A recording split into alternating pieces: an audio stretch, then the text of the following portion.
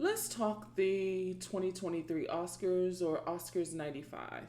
I've had time to process and decompress and reassess my initial feelings about the winners and losers.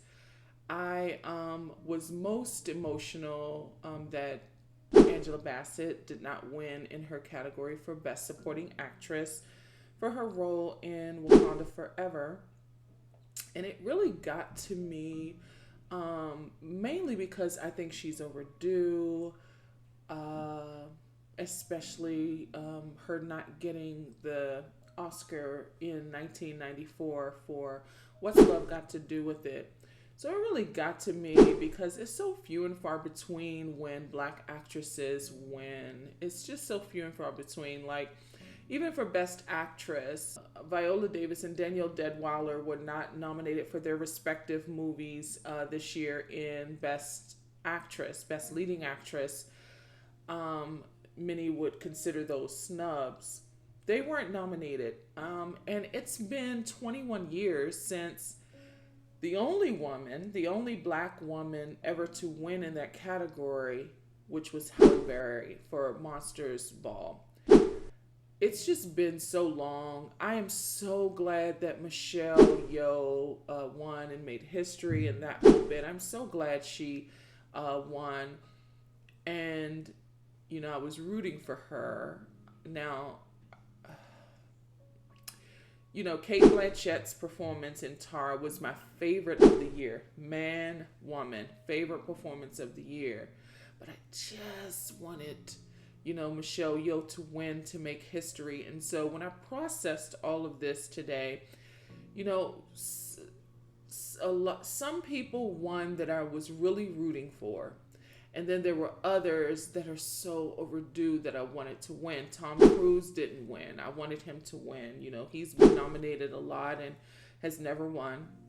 And I just think he puts his soul in everything he does, and he hasn't been rewarded an Oscar for it. So I said, okay, there are people who didn't win. I think Austin Butler did a fantastic job. And when, there's going to come a time 50 years and 100 years from now when that those generations look back at this year and look back at the movies we lived through, and will wonder, like I look back at 94 and see that Angela Bassett didn't win for What's Love Got to Do with It. And I think many may look back at Austin Butler or this year, 2023, and be, surprised that Austin Butler didn't win, because Austin Butler ranks for me amongst the actors who have delivered the best biopic performances. I think his is top 10 along with Angela Bassett. And, when I put it in perspective, again, when I look back at Angela Bassett's performance as Tina Turner, I think many are going to look back at Austin Butler the way I look back at her performance there. I wanted Brendan Fraser to win. I needed that comeback story. I wanted the underdog to win. And I'm also thankful that Darren Aronofsky took this chance on him.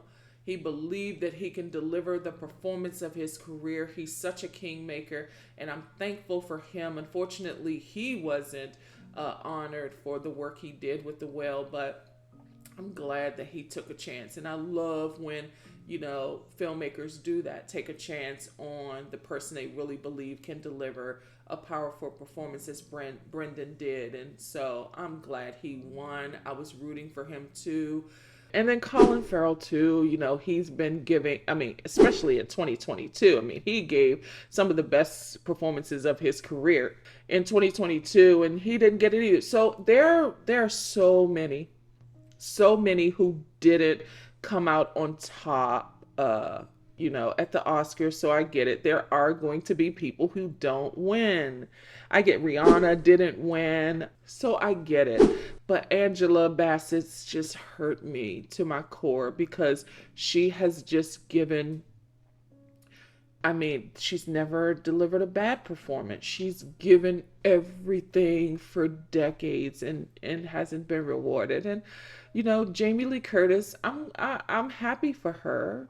I love her legacy. She's in one of my favorite movies, True Lies. She's great in that film. I know. It's hard to not be happy for Jamie Lee Curtis, of course. It's hard, but I just was my heart would have been so thrilled if Angela would have won. Overall, it wasn't the best show for me. Now, I love that they brought back the categories. We saw screenplay and we saw a lot of the crafts categories, costume, hair, and makeup, back live to see them accept their awards. I love that the categories are back. And it was a lot more streamlined than it had been in recent years. But the host, I mean, Jimmy Kimmel was so bland and so milk toast, and his jokes weren't landing. His jokes about Will Smith did not hit, like, or the slap, I should say, it didn't hit. And if the Academy is going to be above it all, why were there 4 or 5 jokes about it anyway? They weren't even funny, and he just kept digging and digging and digging. I just, I think the hosting wastes so much time. It's such a time waster. He's sitting up there for 10, 15 minutes doing a monologue, just stand up, and it's just not funny. I was like, get on with the show, because I'd rather give, this is the biggest moment of many of their lives, and they're only getting seconds to appreciate everyone who contributed to the win. I don't care what the host has to say. Many of these hosts are already on late night shows. You already see them, during the week. It needs to be, first of all, it needs to be on YouTube. It needs to be live on Twitter. It needs to stream. It really does. The award show needs to stream. I think it will be more accessible if it's streamed. We're cable cutters. We really don't watch regular TV like that. Why are you still on ABC? Why are you still on network television? It's 2023. Why are you still on TV?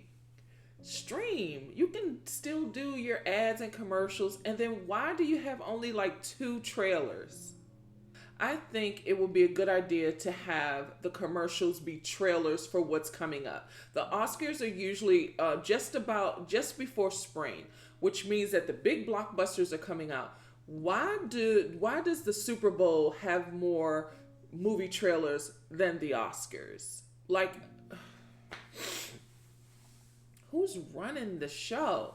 It needs to update with the times. I love that the categories are back. Give them more time to speak. Most of the time they're taking to get to the stage, and then you cut them off at the most inopportune moment. This is the biggest moment of their lives, and you're just yanking it away so we can listen to some banter the presenters have.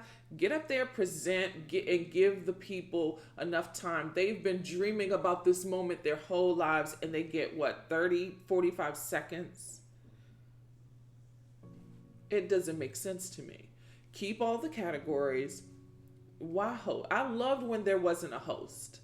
I loved when it wasn't they're not funny. And then Natu Natu was the best performance of the night.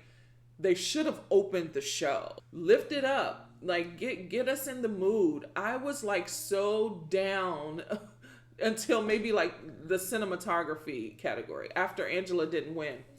It should have been like some mood changing in there. It was just so drab. I mean, I don't know. Lady Gaga gave sort of a, I don't know. I think her performance didn't move me. I think mainly because I think Gaga was like on set instead of being on stage. She does these deep dives into her characters, and she's playing. I think that's where she was, because that performance didn't feel Gaga-esque. I think Rihanna's performance was beautiful, and transcendent. I really think she was there and in the moment and really honoring Chadwick Boseman, the ancestor. I think her performance was great, but Natu really changed my mood. That's really when my mood changed and I was getting into it. But then Jimmy Kimmel is going out into he's messing with Malala. He's the bits are not funny. It doesn't need a host. These professionals don't need a babysitter. Let these winners have their moment and put this on streaming, and give us some more trailers. When it cuts to commercial, it should be a trailer. Or let us see some outtakes from the best picture nominees or something else. But this is not. I can imagine. I'm Gen X. I can imagine that the millennials and the Gen Zers going forward, they're not going to watch this show. It's not engaging. I've been watching the Oscars since I was 8 years old. It's not getting better. Come up with some better ideas. I'm just saying.